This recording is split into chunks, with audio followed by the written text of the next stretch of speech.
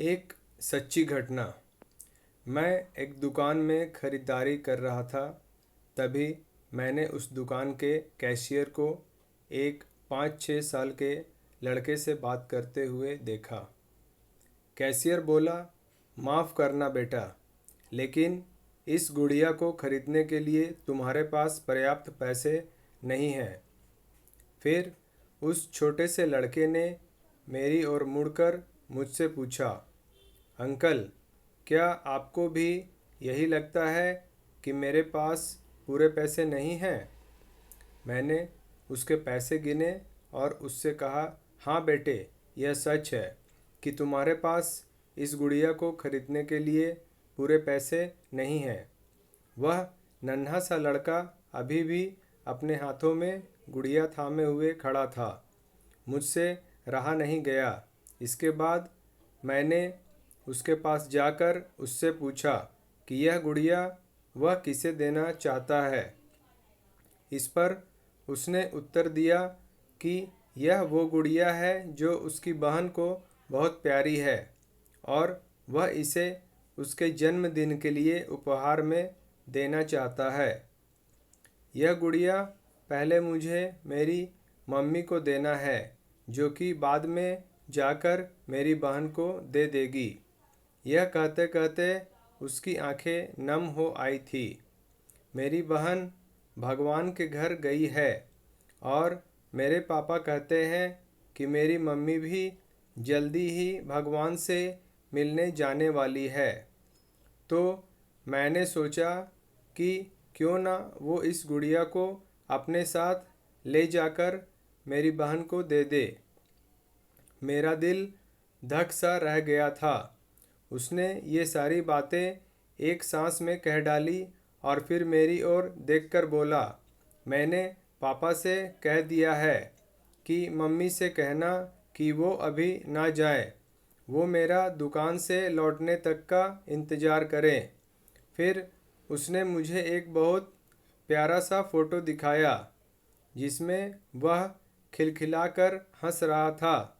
इसके बाद उसने मुझसे कहा, मैं चाहता हूँ कि मेरी मम्मी मेरा यह फ़ोटो भी अपने साथ ले जाए ताकि मेरी बहन मुझे भूल नहीं पाए।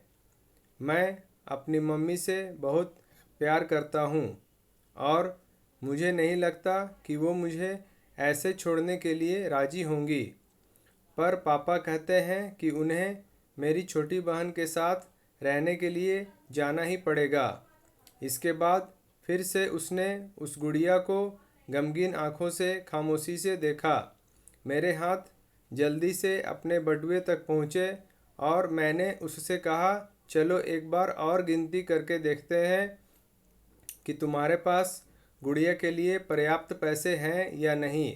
उसने कहा, ठीक है, पर मुझे लगता है मेरे पास पूरे पैसे हैं। इसके बाद मैंने उससे नज़रें बचाकर कुछ पैसे उसमें जोड़ दिए और फिर हमने उन्हें गिनना शुरू किया। ये पैसे उसकी गुड़िया के लिए काफ़ी थे। यही नहीं, कुछ पैसे अतिरिक्त बच भी गए थे।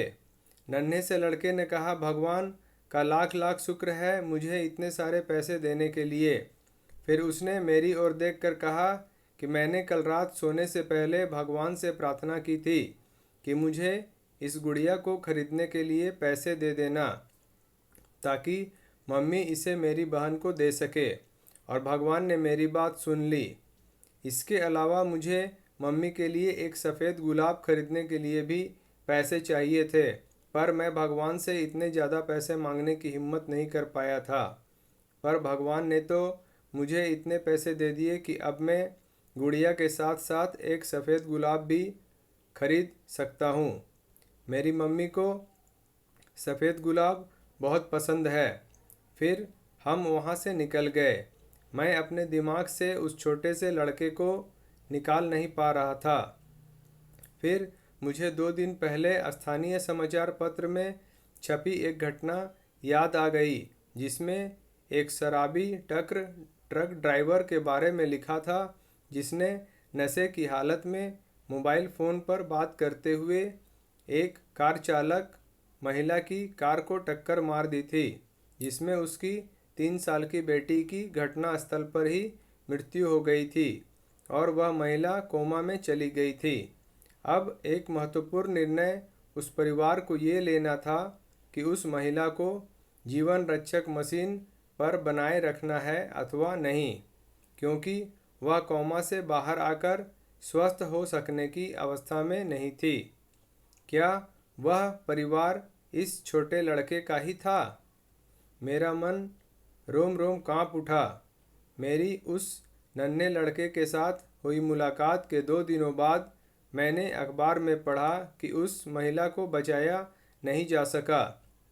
मैं अपने आप को रोक नहीं सका और अखबार में दिए पते पर जा पहुंचा, जहां उस महिला को अंतिम दर्शन के लिए रखा गया था। वह महिला श्वेत धवल कपड़ों में थी और अपने हाथ में एक सफ़ेद गुलाब और उस छोटे से लड़के का वह फोटो लिए हुए और उसके सीने पर रखी हुई थी वही गुड़िया। मेरी आंखें नम हो गई। मैं नम आंखें लेकर वहां से लौटा।